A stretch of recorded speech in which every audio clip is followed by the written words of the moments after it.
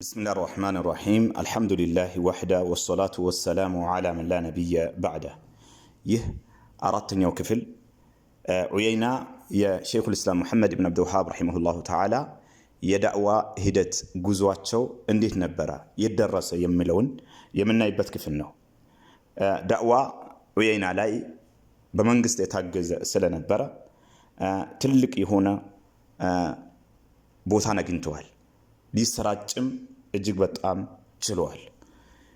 ይህ ዳዕዋ እጅግ በጣም መሰራጨት በጀመረበት ጊዜ ይሄ ዳዕዋ መሰራጨት ያላማራቸው ደስ ያላላቸው የዚህ ዳዕዋ ጠላት በዙ። በተለይም ደግሞ ወደ ዒልም አዋቂነን ዓሊሞች ነን በማለት የሚታወቁ ሌሎችም ማለት ነው የተለያየ ባጢል የሆኑ ወሬዎችን በመንዛት እንዲሁም ውሸቶችን በማፈበረክ በመፍጠር ፈጠራን በመፍጠር የዚህ ዳዕዋ ተቃራኒና ለሼኹ ብዙ ውሸቶች ያላሉትን ብለዋሉ እየተባለ ሰውን ያከፍራሉ፣ ሙስሊሞችን ያከፍራሉ፣ ወደሱ ያልተሰደደን ያከፍራል ምናምን የሚባሉ ወደፊት ምናያቸው ብዙ የሆኑ ውሸቶችን በሼኹ ላይ መነዛት ተጀመረ። በል ተራው ህዝብና እንዲሁም አዋቂ የሚባለውንም ህዝብ ላይ በዚህ ጉዳይ ላይ ማሰባሰብና መቀስቀስ ጀመሩ። ዑየይና ላይ የነበረው አሚር ዑስማን ኢብኑ ማዕመር በሱ ላይ ጫና ማድረግ ተጀመረ። ሼኹን ከመርዳትና ከማገዝ እንዲታቀብ ትልቅ የሆነ ተጽዕኖ ተደረገበት። በተለይም የዚህ ዳዕዋ ጠላት የሆኑ ሰዎች አህሳ የሚባለው መንደር ወይም አገር ላይ በአሁኑ ሰዓት ሸርቅያ አቅጣጫ የሚገኝ ነው። ወደዛ የሐኪምን ለማሳመን ችሏሉ። እዛ ሐኪም የነበረው አህሳን የሚያስተዳድር የነበረው መሪ ሱለይማን አል ሙሐመድ ኢብኑ ዑረይዒር በመባል የሚታወቅ ነው።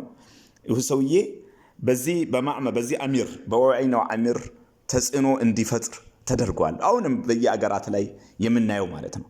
ወደ ትልቅ ሰው ዘንድ ተሄዶ ነው ተጽዕኖ እንዲደረግ ጥረት የሚደረገው። ይህ ሰውዬ ትልቅ የሆነ ተጽዕኖ አድርጓል። ለምን? ከሼኹ ነፃ እንዲወጣና ሼኹን ከመርዳት እንዲታቀብ ዘንድ ማለት ነው። ይህ የአህሳ አሚር የዑየይናውን አሚር ዑስማን ኢብኑ ማዕመርን እጅግ በጣም አስፈራራው። ይሄንን ከዚህ ሼኽ ከመርዳት እስካልተቆጠብከ ድረስ እስካገዝከው ድረስ በየዓመቱ ላንተ የምናደርግልህ ባጀት እናቋርጥብሃለን፣ ማዕቀብ እንጥልብሃለን በማለት ትልቅ የሆነን ዛቻን ዛተበት። በዛው የተነሳ እንግዲህ ተጽዕኖ ተደረገ። እንግዲህ አልቻለም። ይሄንን ነገርን መቆጣጠር መቃወም አልቻለም።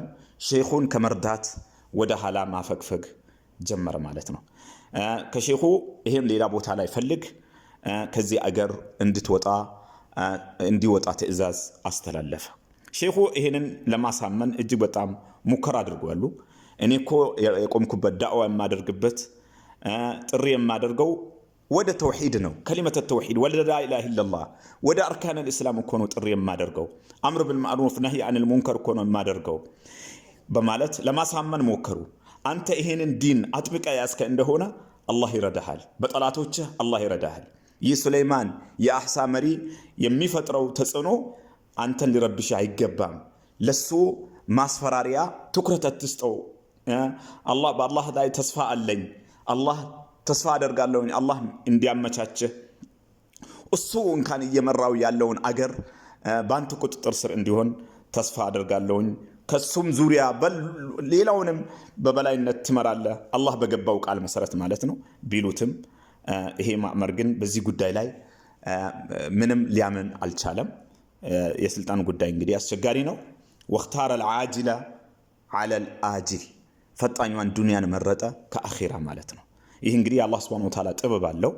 ይሄንን እርዳታ ይሄንን ምቾት ይሄንን የበላይነት ይህ ዳዕዋ በሌላ መንደር የበላይነት እንዲያገኝና ሌሎች ይሄንን እድል እንዲያገኙ አላህ Subhanahu Wa Ta'ala ስለፈለገ ለሌላ ሰው አላህ ያ ምንድነው አልሰዑድ የሰዑድ የቀድም የጥራ ነው ሰዑድ ኢብኑ መሐመድ አሚር ድርዕያ የበላይነቱን እሱ እንዲወስድ አላህ ስለፈለገ እንግዲህ ይህ ሰውዬ ሊያምን አልቻለም።